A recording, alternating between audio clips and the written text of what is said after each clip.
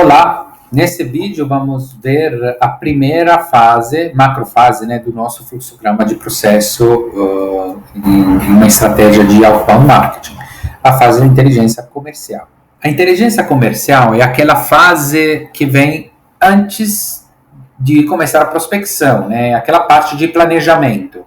Entre outras coisas, para ser bem pragmáticos, a primeira coisa que a gente vai ter que definir na inteligência comercial é entender o nosso potencial cliente ideal, o que a gente chama de ICP, ou ICP em inglês, Ideal Client Profile, perfil do cliente ideal. É a empresa a ser prospectada, a empresa, o cliente ideal que a gente quer que se torne nosso cliente.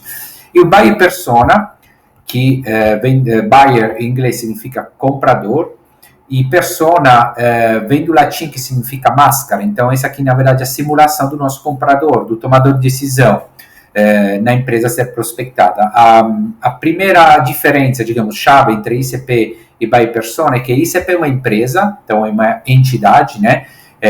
E o Buyer Persona é uma pessoa. Então, a gente quer prospectar a empresa, mas dentro dessa empresa a gente quer conversar com o tomador de decisão. Normalmente, quando a gente começa, nem sempre chega a falar diretamente com o tomador de decisão, a gente fala que colocou o pé dentro da empresa, começa a falar com o influenciador e depois chega ao tomador de decisão.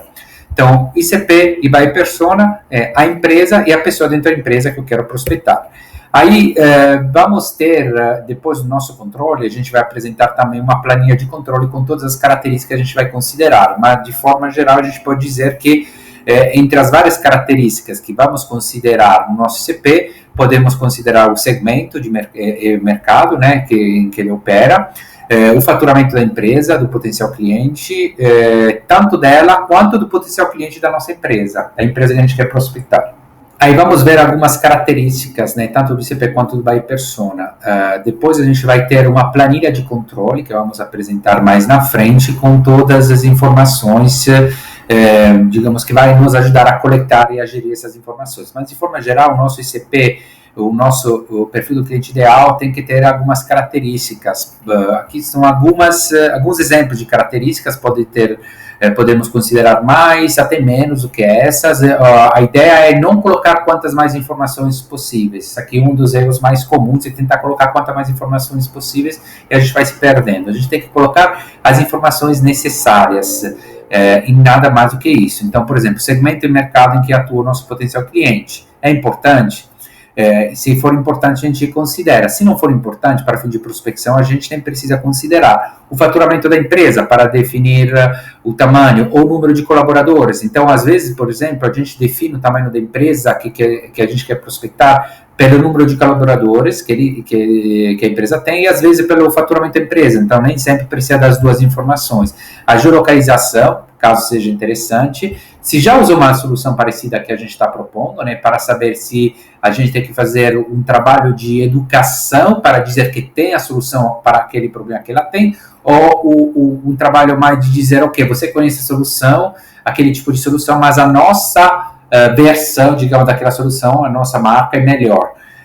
E a faixa de investimento que ela poderia ter, né? Às vezes essas informações nem são facilmente, digamos, identificáveis nessa fase, mas isso aqui, obviamente, a gente começa por uma situação ideal. Então, aqui a gente define a empresa que a gente quer prospectar. Dentro da empresa, a gente vê o Buyer Persona. Então, o Buyer Persona seria, lembrando, o tomador de decisão.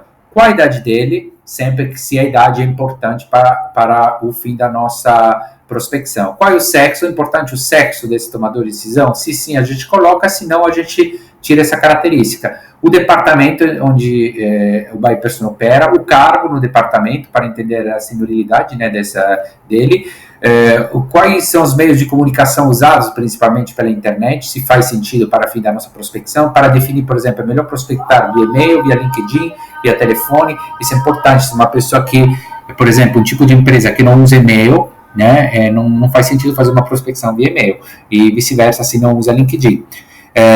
Principal dor e desafio da empresa. Então, lembrando, a gente implementa aqui o que chama de declaração do herói, ou seja, o nosso cliente, ele não se importa com o nosso produto, ele tem um problema para resolver, e para resolver esse problema ele está disposto a usar o nosso produto. Por isso que ao longo desse curso a gente vai muito focar nessa questão do desafio, da dor do cliente.